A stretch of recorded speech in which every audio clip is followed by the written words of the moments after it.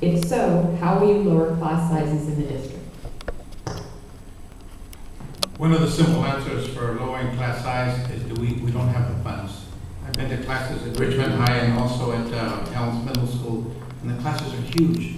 35, one class is 41 students. We simply don't have the funds to hire more teachers to break up the classes. We have to get the partial tax passed, at least maintain that particular level of students in the class.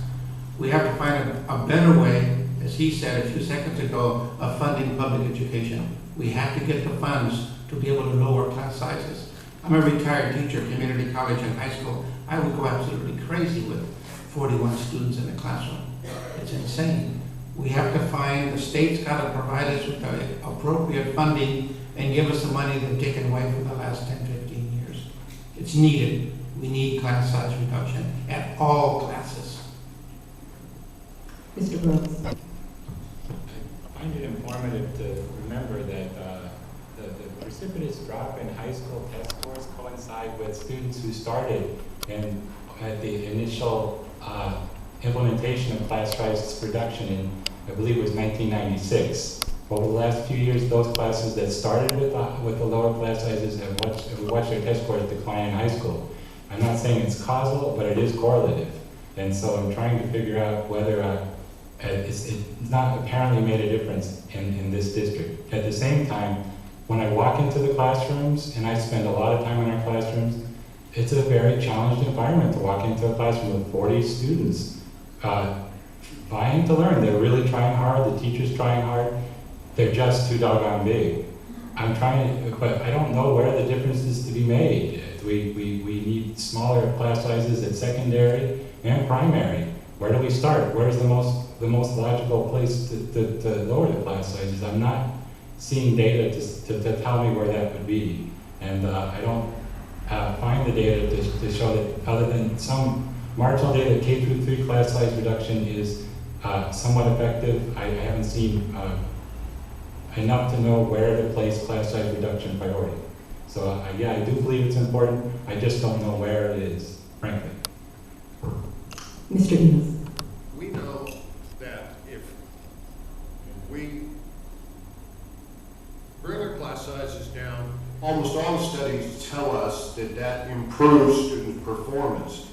We also know that as students move through the years of their education, work should become more rigorous and become more of a challenge. All right, that's very hard to work in a classroom where there's 7 or 40 students in them. I know from my own experience teaching in Kennedy High School, I had classes, a first period class one time with 40 students.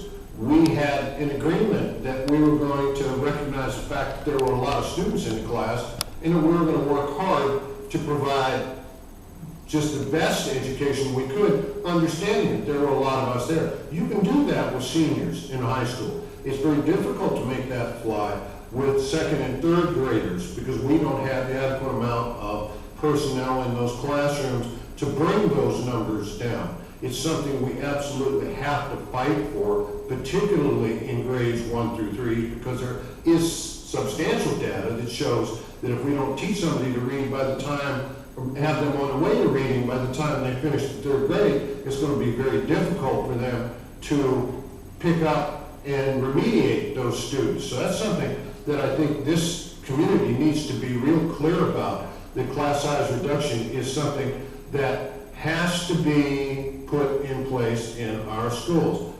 The bond election, the parcel tax, all of that is part of that. And my dad used to say, you can't not vote for money for education.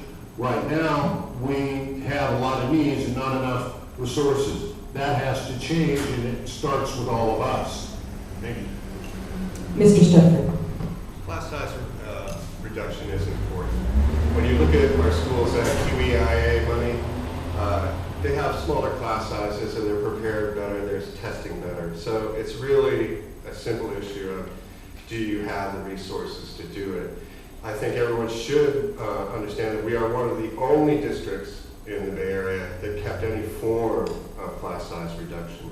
And that's because we have a local parcel tax that supports it. And it's also why it's so important to pass the whole Measure G of the parcel tax, so we can continue to have the little bit that we have.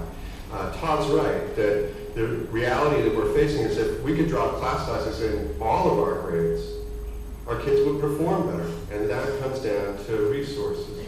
One of the things that really has to happen in the state of California is the threshold for passing a parcel tax has to go to 55% majority. If you look at all of the parcel taxes that have been floated in front of the California public, 85% of them would have passed.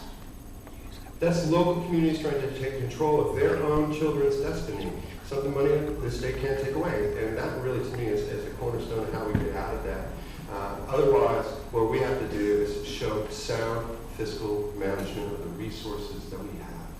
This district has done that. We're out of bankruptcy. And if you look at some of the other accomplishments we have in the area of the bonds, it's quite clear that our fiscal management is really